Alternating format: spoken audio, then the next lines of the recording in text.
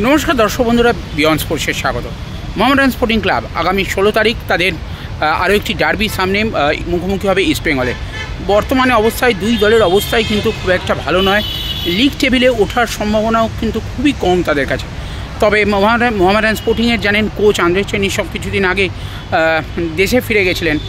পরে শোনা গেছিল কর্মকর্তাদের ইনভেস্টার কর্তাদের সাথে তিনি কথা দিয়েছেন যে তিনি ফেরত আসবেন ভারতে কয়েকদিন বিরতির পর। কিন্তু যেটা বোঝা যাচ্ছে যে এখনও তার আসার বিষয়ে কোনো নিশ্চয়তা নেই। কোচ আন্দ্রে চেনিসভ আদৌ ফিরবেন কিনা সেই নিয়েও কিন্তু বিস্তর এবার জল ঘোলা হচ্ছে, এবং যেটা মনে করা হচ্ছে তিনি হয়তো এ মরশুমে আর সাদা কালো জার্সিতে নাও ফিরতে পারেন।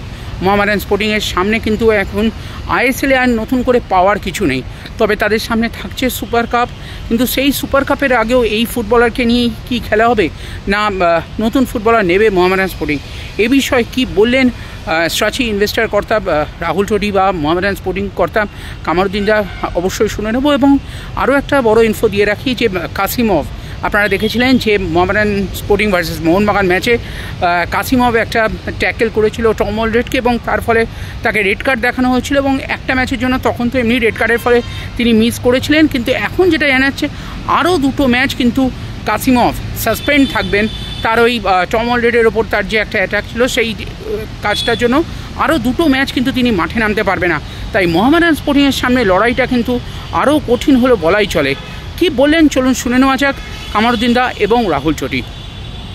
আপডেট আছে, কেননা কোচ ছেড়ে চলে গেছিলেন, বলেছিলেন যে কিছুদিনের বিশ্রামে যাচ্ছি, এবং বাংকারিলের তরফ থেকে বলা হয়েছিল যে কোচের সঙ্গে তারা যোগাযোগ করেছে এবং কয়েকদিন বিশ্রামের পরে তিনি আবার ফিরতে পারেন। তো সামনেই যেহেতু ইস্টবেঙ্গল ম্যাচ 16 তারিখে, এবং গত দুটো ম্যাচে মেহরাজউদ্দিনকে আমরা দায়িত্বে দেখেছিলাম, কিন্তু ফল সেরকম আশানুরূপ হয়নি। তো কোচ নিয়ে কি আপডেট আছে? আদৌ আসবে না ধরে নেওয়া যায় যে আর হয়ে গেল? কোচ রিজাইন করে গেছে। এবারে রিজাইন করার পরে রিজাইন যে কোচ করেছে সেটা তো রিটার্ন তো ওই নিতে পারে, আমরা তো কেউ নিতে পারবো না, ইনভেস্টর নিতে পারবে না, ক্লাবের কোনো কর্তা নিতে পারবে। এবারে ডিপেন্ড করছে কোচের উপরে। কোচের সঙ্গে আমি যতটুকু জানি যে দীপক কুমার সিংয়ের একটা চুক্তি আছে, 2 বছরের চুক্তি আছে। ও যদি চুক্তি ভঙ্গ করে যদি চলে যেতে চায়, সেটা তার মধ্যে কি ক্রাইটেরিয়া আছে, কীরকমভাবে নেবে, ইনভেস্টর কি ওর সঙ্গে অ্যাগ্রিমেন্ট করেছে, সেগুলো ব্যাপারটা তো এখন আমার মনে হয় আমার থেকে বেশি ভালো দীপক কুমার সিং বলতে পারবে। এখানে স্রাচিরও কিছু বলার মতো নেই, কেন ও কোচের ব্যাপারে অতটুকু জানে না। এর জন্যে স্রাচি গ্রুপ কিছু বলতে পারবে কি আমার মনে হয় না। আর আমিও খুব সঠিক জানি না। আমাকে যতটুকু বলা হয়েছিল যে উনি 10 দিনে 8 দিনের বিশ্রামের জন্য গিয়েছেন, উনি চলে আসবেন। তো ইন বিটুইন কী কথা হয়েছে দীপক কুমার সিংয়ের সঙ্গে আমি জানি না। এবারে তোমরা যদি সঠিক জানতে চাও তাহলে দীপক কুমার সিংয়ের সঙ্গে একবার কথা বলে নিতে হবে বাংকারিলে। কিন্তু এটা তো চূড়ান্ত অপেশাদারিত্ব, কেন উনি একজন প্রফেশনাল কোচ, মাঝপথে প্রফেশনাল আছে। ও একটা গ্রাউন্ডে দিয়েছে, ফিফা গ্রাউন্ড আছে, যে 2 মাস স্যালারি যদি না পায়, 15 দিনের নোটিশ যদি দেয়, ওই নোটিশের যদি কোনোরকমভাবে ওকে কথা না বলা হয়, সে রিজাইন করতেই পারে। পেশাধারী না পেশাধারী এখানে শুধু কোচকে বললে হবে না। এর মধ্যে যে ও যে একটা নোটিশ দিয়েছিল তার উপরে কোনো সন্ধান নেওয়া হয়নি, ওকে দেখা হয়নি, ওর সঙ্গে কথা বলা হয়নি, কোনো অফিসিয়াল যায়নি, কোনো ইনভেস্টর যায়নি। একটা জায়গা শুধু একজন কোচকে দোষ দেওয়াটা উচিত হবে না। এখানে কিছুটা কমিউনিকেশন গ্যাপ হয়েছে। তা সেটা দীপক কুমার সিংও বলেছে যে আমাদের একটু ভুলভ্রান্তি হয়ে গেছে, আমি চেষ্টা করছি কথা বলার। কিন্তু আর মাত্র হাতে কয়েকদিন আছে, 16 তারিখে ইস্টবেঙ্গল ম্যাচে কি আদৌ ওনাকে দেখা যাবে না? মনে হয় না, কেননা আর টাইম কোথায়? আজকে তো 11 তারিখ হয়ে গেল, কালকে 4 দিন সময় আছে। 4 দিনের মধ্যে যে কোনো কোচ এসে তো কোনো খাইয়ে দিতে পারবে না প্লেয়ারকে।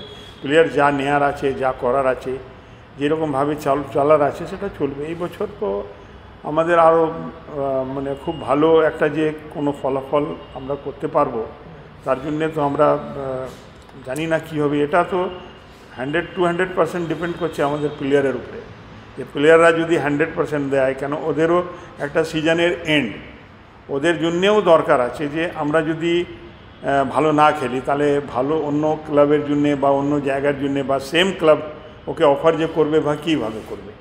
তো এখন ওই একটা স্যালারির ব্যাপারটা ছিল, স্যালারি 1 মাসের হয়েছে, স্যালারি হয়েছে। আর আমি আশা করব যে আমাদের যা প্লেয়ার আছে, মানে স্যালারি কি ক্লিয়ার পুরো আপ টু ডেট নাকি না এখনো পেন্ডিং আছে? কিছু এক আধ মাস পেমেন্ট হবে, 2 মাস সঠিক কিছু টাকা দেওয়া হয়েছে না, একটা মাস পুরো স্যালারি পেয়েছে তারা।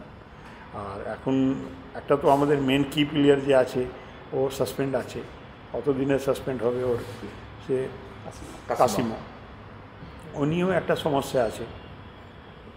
সব মিলিয়ে এই বছরটা পুরো আমাদের ইনজুরি সমস্যা, স্যালারি এর মধ্যেই বেরিয়ে গেল। আর আশা করি আগামী বছর আমরা একটা পেমেন্ট প্ল্যান তৈরি করে তারপরে এগোবো, কীভাবে এগোতে হবে। পেমেন্ট প্ল্যানটা আগে হতে হবে। 10 টাকাই আমি যদি দিই তাহলে একটা সময় মতন ওকে দিতে হবে। আমার যদি বাজেট খুব বড় না হয়, ছোট করে করব, কিন্তু একটা পেমেন্ট প্ল্যান করে তারপরে করব। আইএসএল শেষ, কিন্তু তারপর সুপার কাপ থাকছে, তো সুপার কাপের জন্য মানে যদিও এখন এমনি প্লেয়ার তো আমার 10 মাসের জন্য আছে না, আমি বলছি নতুন কোনো ফ্রি প্লেয়ার নেওয়ার সুযোগ থাকে, তো সেক্ষেত্রে সুপার কাপের জন্য সে তো ইনভেস্টার ডিপেন্ড করবে। এর মধ্যে আমাদের কথা আপনাদের না, এই বছর আমাদের কথা বলার মতন আর কিছু নেই।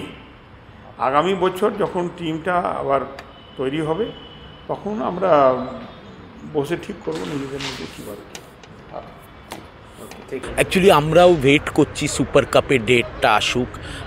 আই থিঙ্ক আমরা এখনও ঠিক জানি না, কারণ আমাদের মোটামুটি সিন্স আমরা টপ 6-এ নেই, আমাদের সিজন 10th মার্চে এন্ড হয়ে যাবে।